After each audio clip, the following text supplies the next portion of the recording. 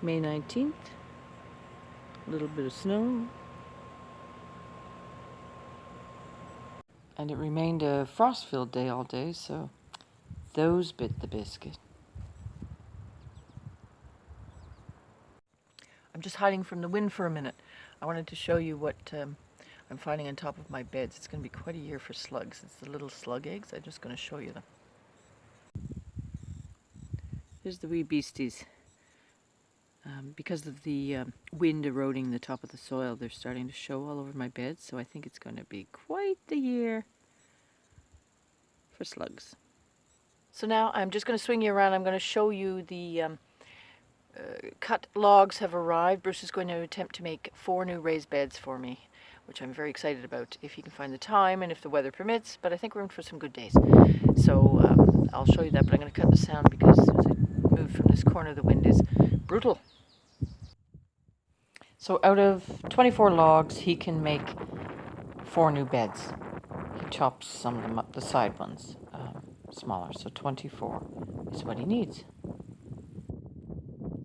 And when he starts on them, I'll show you exactly how he does them. And we're going to keep on coming down here, so 2 more in front of each of these rows.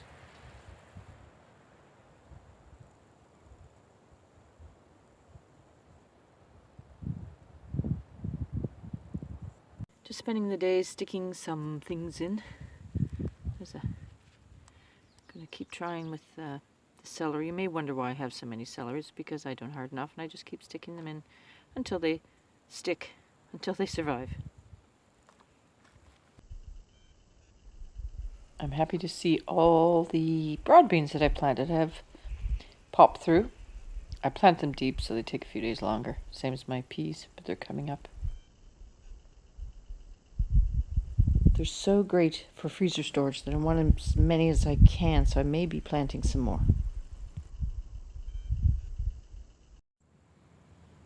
Red currant is sprouting, and so is my black currant.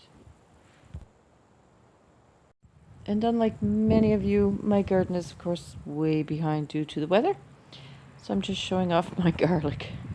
But I'm very happy that every single one of them, these are my own saved garlic from last year, and every single one has come up. So that's cool. 144.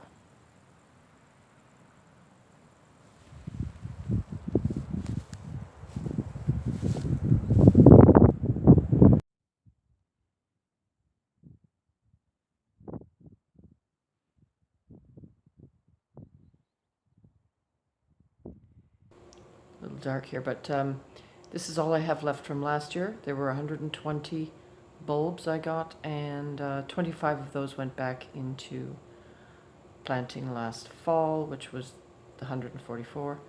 And I think I did okay. These will get me through for a nice little bit, so very pleased, but I'd like a little bit more to give away too.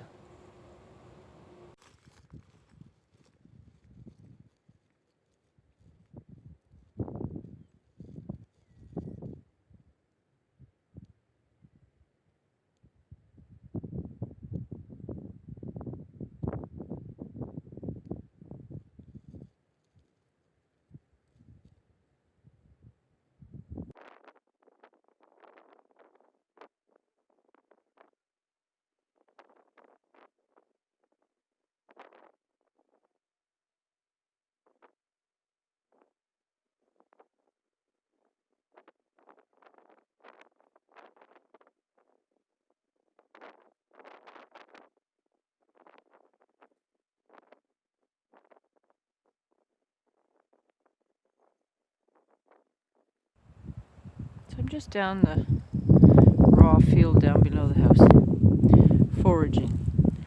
Now never forage, there's a dandelion, you see, unless you know exactly what your plant is.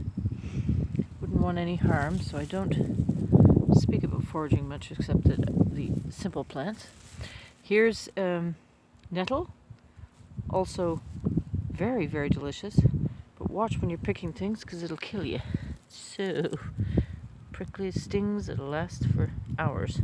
And here's the Japanese knotweed.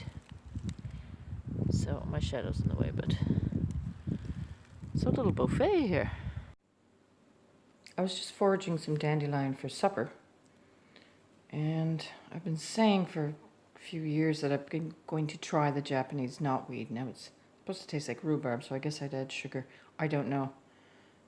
I'm not thinking great thoughts about it, but I'm going to give it a try. And definitely the dandelion for dinner.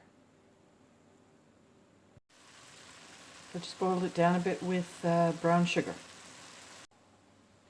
Okay, bizarrely, it does taste like rhubarb. And the texture is fine. It's still got its crunch. I could see keeping that, freezing it, and it's a weed that could be used for desserts, whereas most weeds are used for greens and things. Very interesting. So you take the leaves off. Do not throw them in your compost. Throw them in your trash. And that's what you're left with. So I just had Bruce taste it, and he said it's good.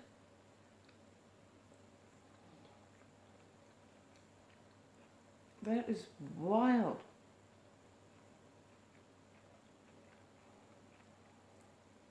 I'm amazed by that.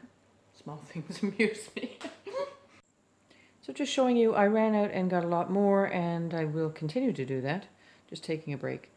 But I'm going to boil it down as I showed you with brown sugar and then freeze it.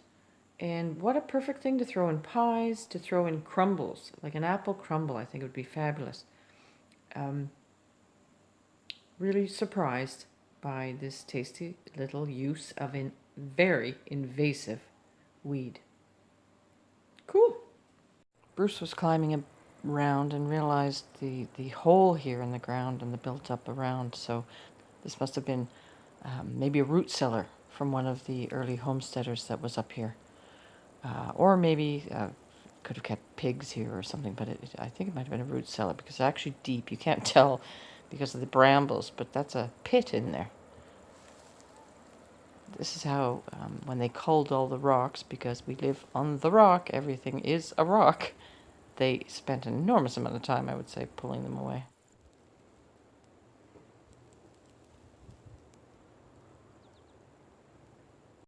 This is a picture of the original home that was pretty much where ours is now.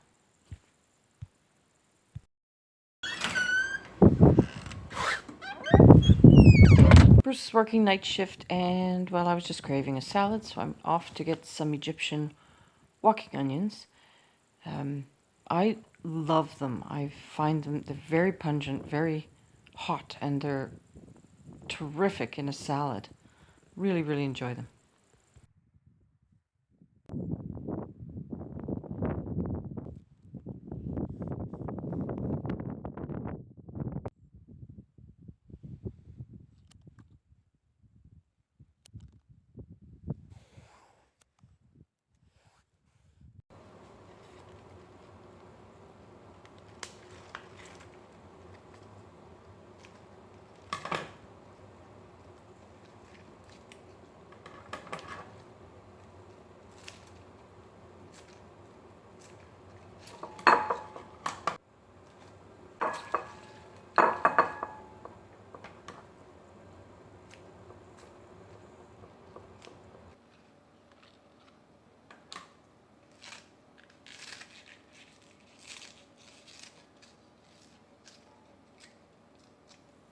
Just tossing together some cuttings from inside the house. These are my preserved lemons. Best thing since sliced bread. I'm telling you. I have a video on it. Check it out. Then some olive oil and my homemade apple cider vinegar.